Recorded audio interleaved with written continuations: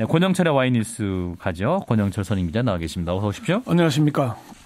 자, 오늘 어떤 얘기 준비하셨어요? 어제 원세훈 전 국정원장 법정 구속됐죠. 예. 그 얘기를 준비를 했습니다.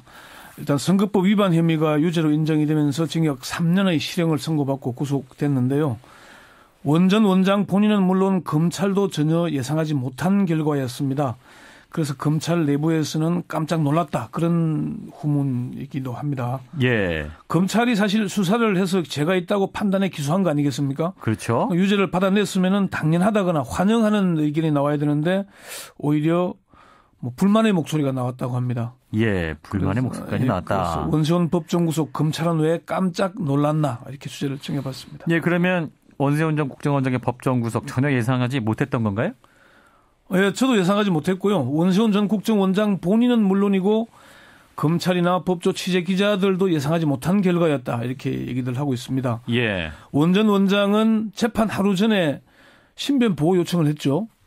뭐 실제 경찰 1개 중대가 법원에 파견돼 있었고요.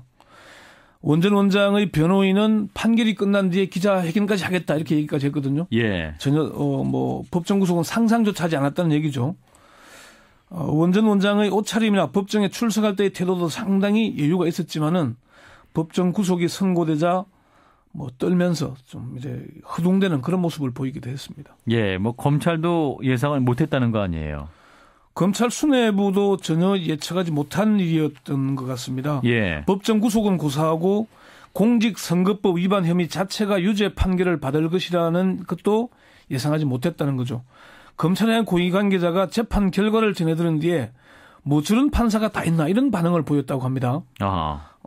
또 다른 관계자는 지금 선거법 위반 혐의를 유죄로 인정해서 어쩌자는 것인지 모르겠다. 그런 반응을 보인 것으로 전해지고 있고요.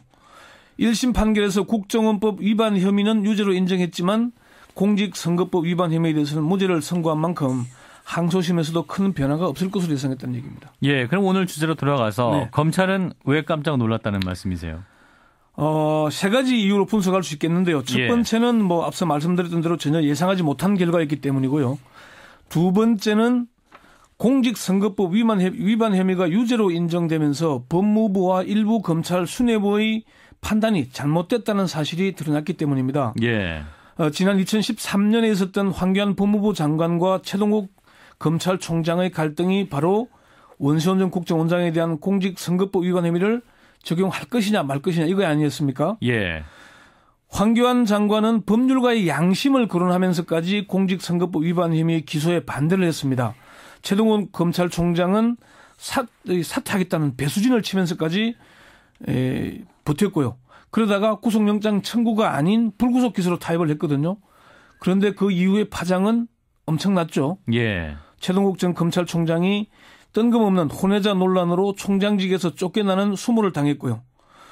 그런데 법원에서 황 장관이 아닌 최 전 총장의 손을 들어줌으로써 황 장관은 정권의 바람막이였고 최 전 총장은 검찰권을 정당하게 행사한 그런 결과가 인정된 셈이 되기 때문입니다. 예.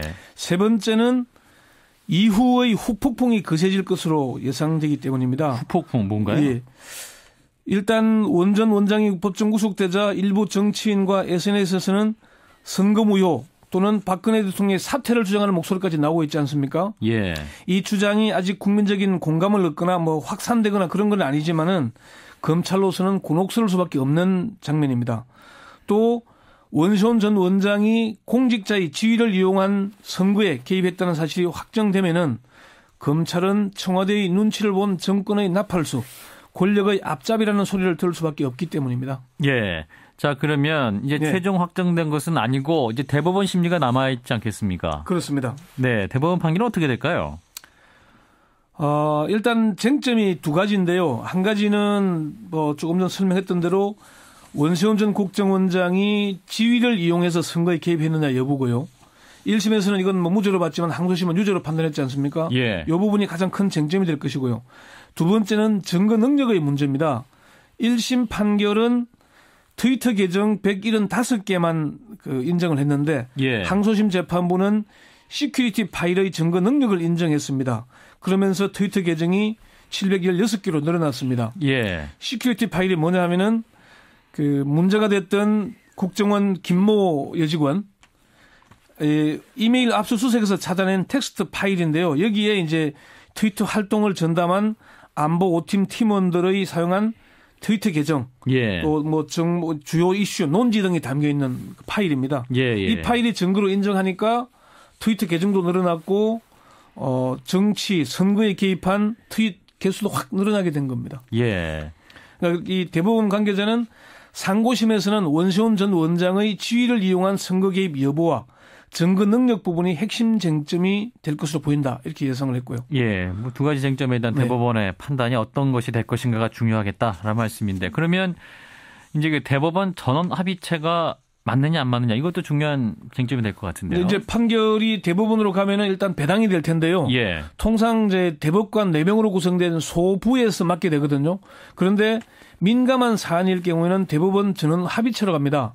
전원 합의체로 가면은 지금 대법원 구성이 상당히 보수화되어 있는 것으로 평가를 받기 때문에 그렇죠. 혹시 파기환송이 될 것이 아닌가 그런 우려의 목소리가 크게 나오고 있는 게 사실이고요. 예. 다만 뭐 전원 합의체라 그래서 반드시 꼭 그런 건 아닌데 지난번 이석기 사건에서도 항소심 판결을 유지했지 않습니까? 예. 그런 경우도 있고 또 쌍용차 판결에서처럼 항소심 판결을 뒤집고 또 파기환송하는 경우가 있기 때문에 어쨌건 대법원이 어떤 판단을 하느냐가 상당히 중요할 것 같습니다. 예, 그 논쟁이 되는 것이 정치권 일각 그리고 또 SNS 등지에서는 이제 선거 무효다 뭐 이런 또 주장까지 나오고 있습니다만 뭐 야당에서는 선을 긋고 있는 거 아니겠습니까 지금?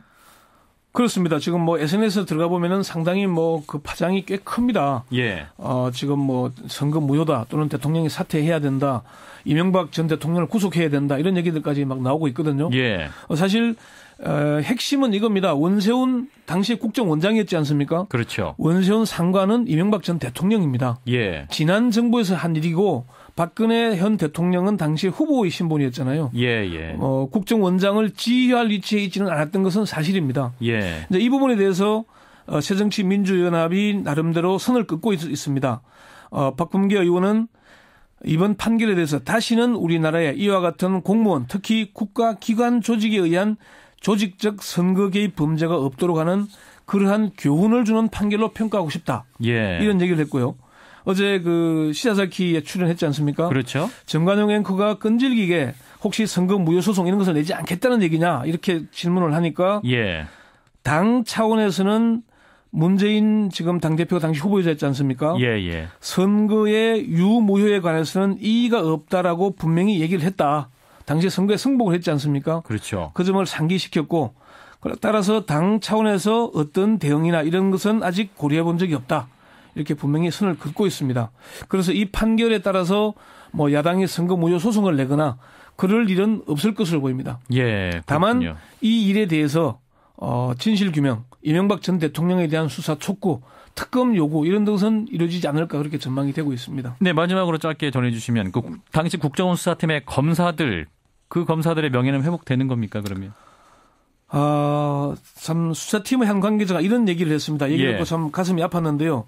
내가 안 할 일을 한 것이 아니라 할 일을 했군 하는 생각이 들었다. 이런 소회를 밝혔습니다. 예. 당시 수사팀으로서는 있는 그대로 수사했는데 그 자체가 평가받았다는 점에서 명예를 회복한 것으로 받아들인다 이런 얘기죠. 예. 그렇지만은 실질적인 명예 회복은 아직은 요원하다고 봐야 합니다. 검찰 내부에서는 당시에 선거법 위반 수사에 대해서 불만이 많았고요. 예. 특히 현 황교안 법무부 장관이 적극 반대했지 않습니까? 그렇죠. 따라서 당시에 수사팀장이던 윤석열 검사 또 박형철 부팀장 등이 고금으로 좌천됐는데 이들이 인사에서까지 회복이 될지는 사실 어렵지 않겠나 이렇게 보여지고 있습니다. 예, 여기까지 듣도록 하겠습니다. 자, 권영철의 와이뉴스 권영철 선임기자였습니다. 고맙습니다. 네.